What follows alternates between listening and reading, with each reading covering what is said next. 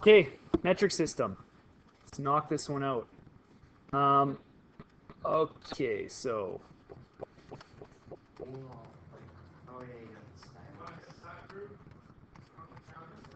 the metric system is basically it is a pre-planned system of measurement. Okay, and it's meant to be logical.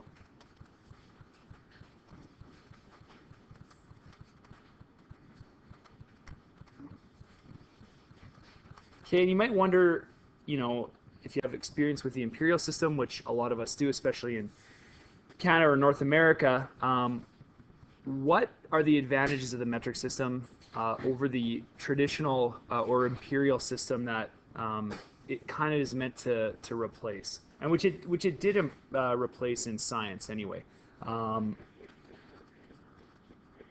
So to get a good understanding of why we went with metric, or why we've converted to metric, or why metric is quite frankly better, we need to look at the history of the imperial system a little bit. Okay. So what are some good things about the imperial system?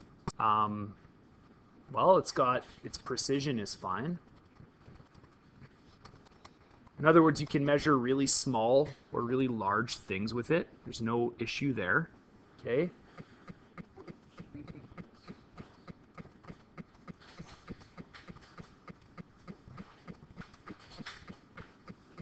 Okay, it's standardized.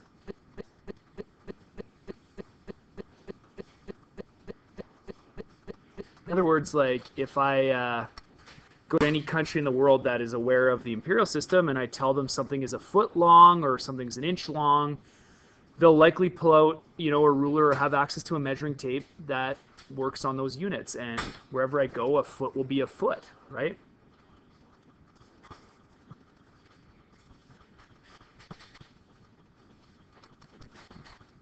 It's all good there. No problems there. Okay. It's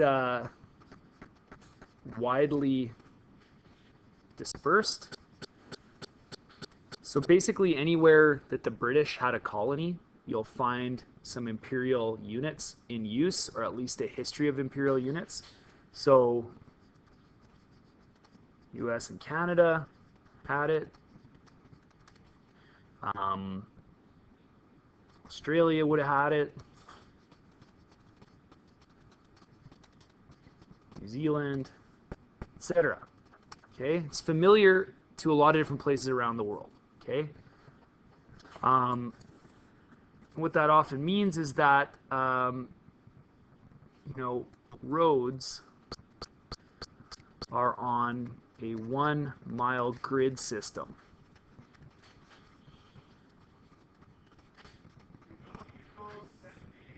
So anywhere that the British came and settled, they brought this idea of making a grid system, and the roadways, especially rural roads, are based on 1 mile grids. So if you drive around, farmland in Canada or the US, you will have this mile road system where every mile there's a gravel road that goes in a crisscross, right? That's a legacy from the British kind of coming in and colonizing North America, 400 years ago or whatever it was.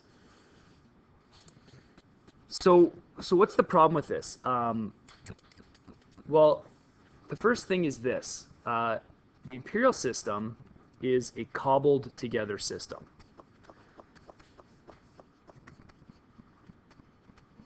Which means that it has vestiges of a lot of different measurement systems all incorporated into it. I'll show you what I mean in just a second. But let's just talk quickly about some of the basic units, especially for length, that we're familiar with. Like, for instance, the inch. It's approximately the width of a thumb. And probably like early on in human history, when you didn't have to be super precise, we didn't have to be like crazy accurate with all of your measurements, measuring things out by someone like laying their thumb down across, say, like you're buying, I don't know, like some rope, or I don't know, what gets sold by the inch, licorice, I don't know, whatever, something. People would have just laid their thumbs side by side and said, you just bought, 8 inches of whatever, gold chain, let's say, or whatever, I don't know. Okay, that's fine when you're not trying to build precision machines or do science or whatever, right? The downside, of course, though, of just anybody's thumb is, well, whose thumb are we talking about? Okay, everybody's going to have a slightly different sized thumb. Turns out that if I take my own thumb, it's about exactly 1 inch wide, which is sort of interesting. If you look at the foot, well, a foot is like an average size foot. If you have an average foot, you get about 12 thumb widths across your foot. Okay? Try it. You can try this on your own. Your foot will be roughly equal to 12 of your thumb widths laid side by side. Okay, now these kind of units have been around for a long time. Since at least the 1500s, people have been standardizing the values of these things. So what does standardizing mean? Well, standardizing means you decide as, a government what the official foot or inch is going to be, and then you build your system on that, okay? Because you can't just have everybody out there using their own feet for measurement. It'll end up starting fights. It'll end up causing problems if you, say, draw blueprints for a building and the carpenter has smaller feet than you expected and your building ends up too small or whatever, right? You can think of all kinds of problems if everyone's just using their own foot. You have to have an agreed upon standard. So at least since the 1500s and probably much earlier than that, this particular measurement system has been standardized. In other words, if you say it's a foot, okay, then it has to actually be a foot. So what would have probably happened would they would have made, I'm going to imagine that it was a standard foot, but I think truly in this system was really the barley corn that it was all based on. I'll watch a little video about that. But let's just, for the ease of understanding this, say they would have had like a royal foot, let's just say. Maybe it was the king's own foot that they based that on. Who knows? They would have made a royal foot, which was probably, which would have been made and kept safe somewhere. Probably out of a precious metal. So let's say gold, for instance, maybe. Or some other metal that doesn't corrode or rust, all right? So you can imagine they created the royal foot, the royal blacksmith forged it out of gold, or the royal jeweler, and they kept it safe.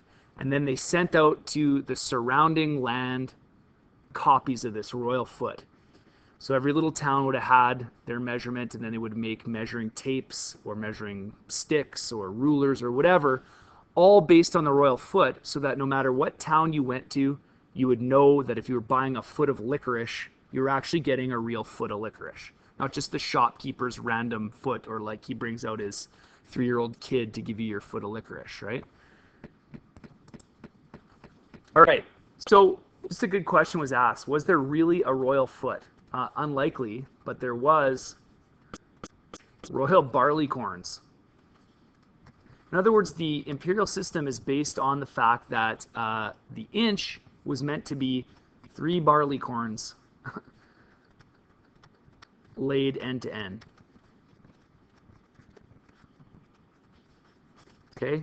Problem there really, again, I think, is that barleycorns might vary in size. So they likely had some kind of standard at some point. Okay? Let's talk about the unit 12, right? So we've got 3 barleycorns, make 1 inch. And then 12 inches make 1 foot. Okay?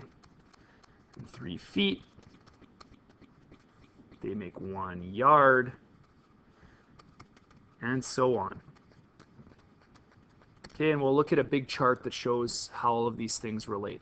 12 is an interesting number, by the way. It's kind of useful because 12 makes fractions really easily. If you think about it, you can get, half of 12. That's 6, right? you can get a third of 12. That's 4. You can get 2/3 of 12. That's 8. You can get a quarter of 12. That's 3. Okay. What else can you do? Well, you can obviously get a 12th of 12. That's 1.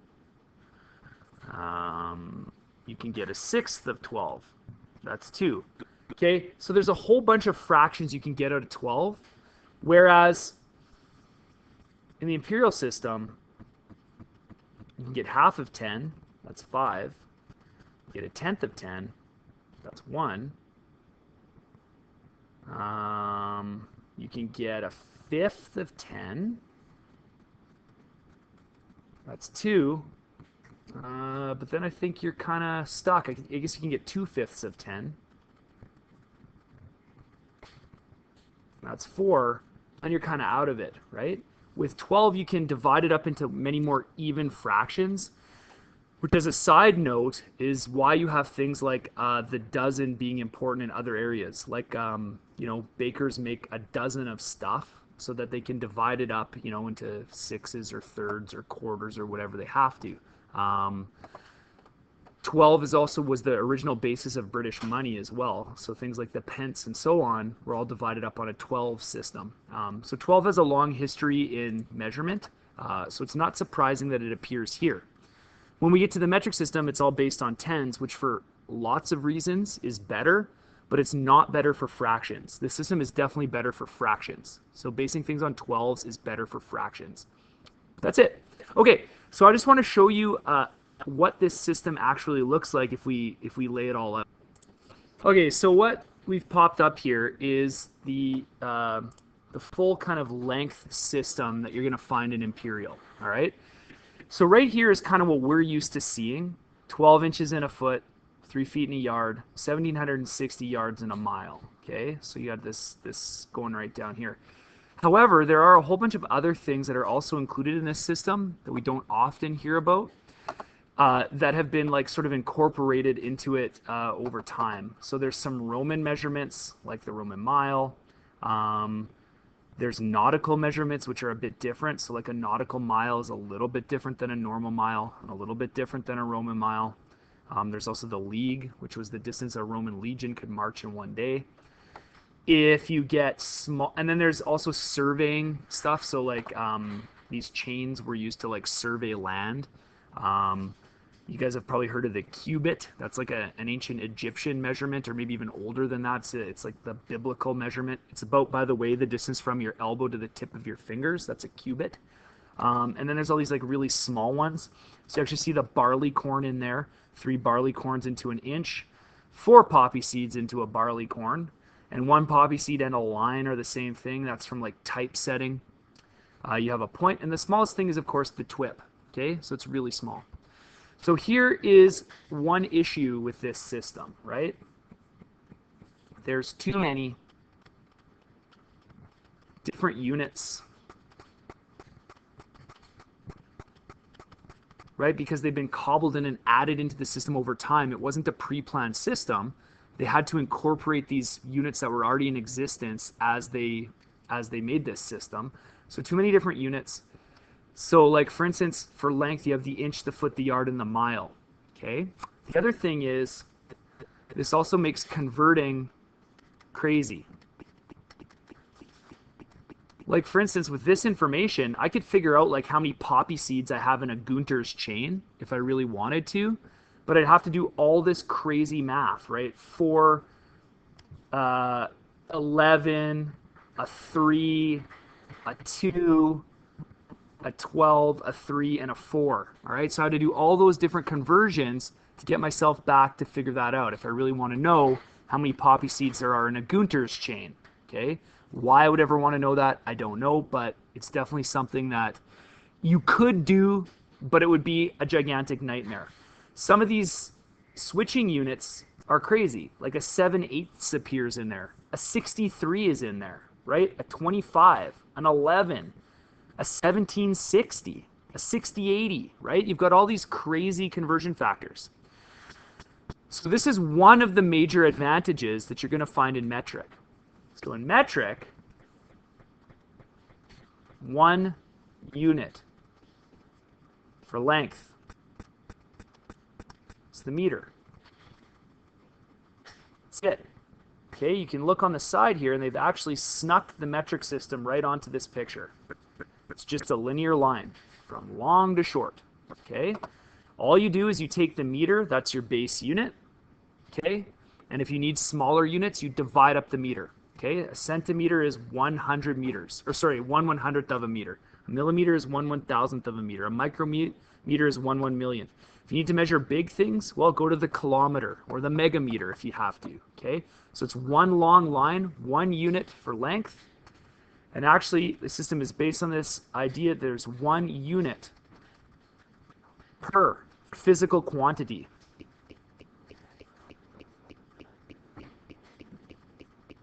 If we looked at the British system for weight, it would boggle your mind. It's very similar. There's a million different ones, okay? Maybe not a million, but like a whole bunch. In metric, you just need the kilogram. That's it, okay? And then the other major thing we might want to measure is time. Well, both systems have the same time, although the second is the official unit of time in metric. I don't know if there's an official unit of time in Imperial. And once you get down to seconds, then you go into Imperial, or then you go into metric wholeheartedly. So you could have a centisecond, a millisecond, a microsecond, and so on. It starts getting divided up into tenths. Okay, so that's the first advantage I think that the metric system has, is there's just one linear way of dealing with a physical quantity. You don't have to memorize like 10 different units that all measure length, right? There's just the meter. There's no inch, foot, yada, yada, yada. There's only the meter. It's all based on the meter and fractions of the meter. Okay, so the other thing here, so one thing is trying to clean this up. This is what the metric system is attempting to do. The other thing is basing it on unchanging physical quantities.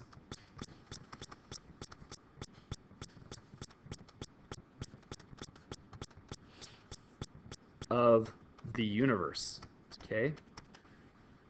So remember we said that the imperial system was based on barley corns, or maybe someone's foot.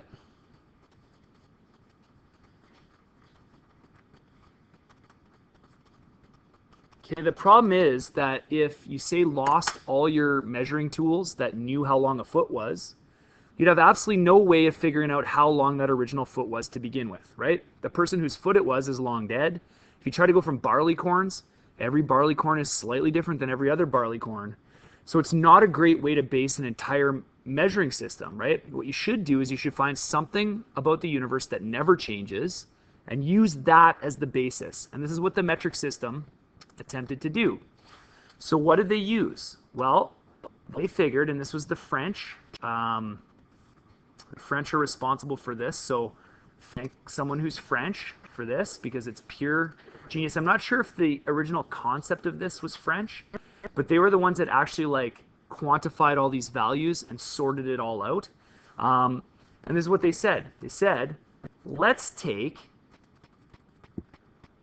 a line on the Earth, right? Because the Earth isn't changing size. It's always going to be the same size. Okay, take a line on the Earth, measure from the equator to the North Pole. How do you do that? Well, you do it with super accurate surveying. I'm not a surveyor, so I have no idea exactly how you do this, but there are ways. You find the curvature of the Earth. You know, you figure out how long around the Earth is. You can do that using things like shadows and so on and so forth. But anyway, you work out how long this line is. Okay, so they've figured out this line. And by the way, that line runs through Paris. That's the Eiffel Tower right there. I like that little bit of trivia. The original line that the French surveyed ran from the North Pole to the equator on a line through Paris. Okay, Okay, so now you take that nice long line and you divide it up. In fact, if you take 1/10,000,000th of the length of that line, that is the distance that 1 meter is. That's the length that 1 meter is. This is the original setting of the meter. It's 1/10,000,000th of the distance from the equator to the North Pole on a line running through Paris. What that also means then is that the Earth is exactly 40 million meters in circumference. So this definition of the meter was defined in 1791.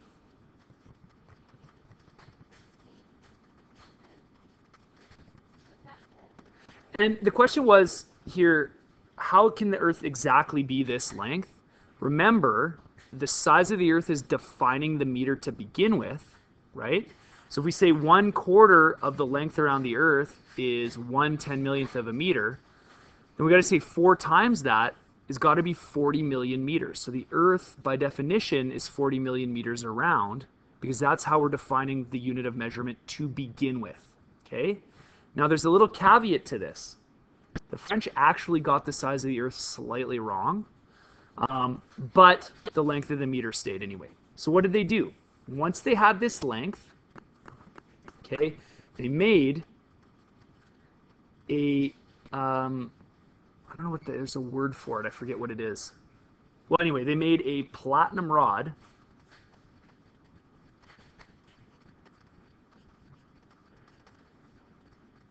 that was exactly this long.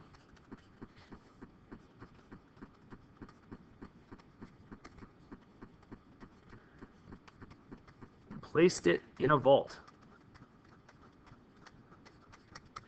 Okay? It's like the mother meter, if you want. Okay? It's the mother of all meters. Okay? And then what they did was they sent out copies to metric countries.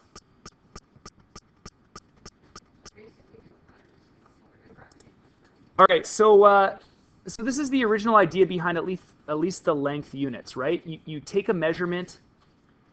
It's based on the Earth itself, which never changes. Okay, you make a prototype, which is this is what this is a picture of. It's the prototype meter. I don't think this is the original one, but it's definitely an early on version of it. And then everywhere in the world that wants to be metric gets a copy of this length, and then they can set up their own standards associations that make sure that every tape measure and every meter stick that's sold in that country is actually a meter long, which can be more or less important depending on what you're using that meter stick for, right? In a classroom, it's not super important that it's perfectly a meter, although I'm sure they try to do that. But if you're, say, like building bridges or airplanes or whatever, your measuring tools better be right? Your blueprints better be being followed. And if you're making things in different factories, they better fit together when you are meant to fit them together. So, or when you're talking about money, right? Like if I'm buying gasoline, for instance, I mean, I know that's sold in liters, and we'll get to that in a minute. But if I'm buying gas, you better be selling me an actual liter of gas, or I'm going to be ticked, right? So anyway, so you make this prototype meter, and then you use it to create your other measurements.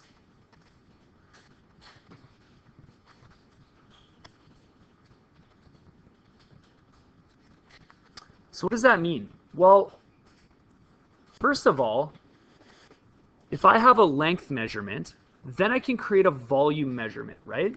So the first thing I would do is I would say, all right, so I'm going to create some meter sticks, and I'm going to put them into a square. I'm going to realize that if these are 1 meter on a side, then the middle here is 1 square meter. Okay?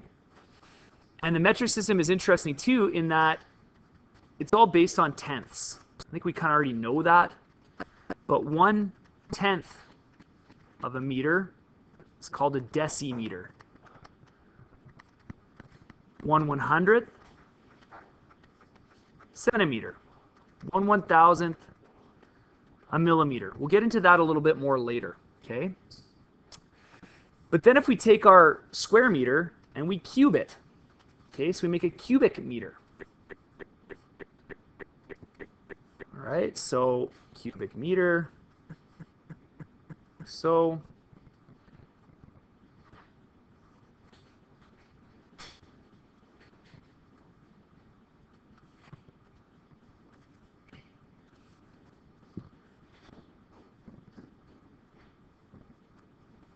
okay, so I know you're used to hearing the word liter, but technically that's not really part of the metric system, the true metric system, or the SI system that's used in science. We tend to use cubic meters. And if you imagine that there's 10 cubic decimeters per side, or sorry, 10 decimeters per side, right? So there's 10 decimeters in a meter. This is 1,000 cubic decimeters, or 1 meter cubed, okay? It turns out that this is also the definition of the liter. So the liter is 1/1000th of a cubic meter, okay? Now if you take a cubic meter and you fill it with water, specifically pure water at 4 degrees Celsius, okay, it's going to be pretty heavy, right? A cubic meter is pretty big. That's going to be pretty heavy. Now, if you fill that with water, it's heavy, okay? Now, water's at 4 degrees Celsius because that's when water is at its densest. Water starts to get less dense after that, when it starts to freeze, okay? Well, it turns out the definition of the kilogram comes from that volume of water. So we take our cubic meter, fill it with water, and we say that that weighs 1,000 kilograms, which is 1 metric ton, okay? In other words, 1/1000th of the weight of a cubic meter of water, of 1 meter cubed of water, equals 1 kg. That means 1 decimeter cubed, which is the same as 1 liter. If you put water, if you have that much water, you'll have 1 kilogram. So if you take your, your liter bottle of pop and fill it with water, it will weigh 1 kilogram. Okay? So you can see how by measuring the Earth, creating a cubic meter from that measurement, filling with water, you now have a unit of mass that is also based on the meter. Hence the term the metric system.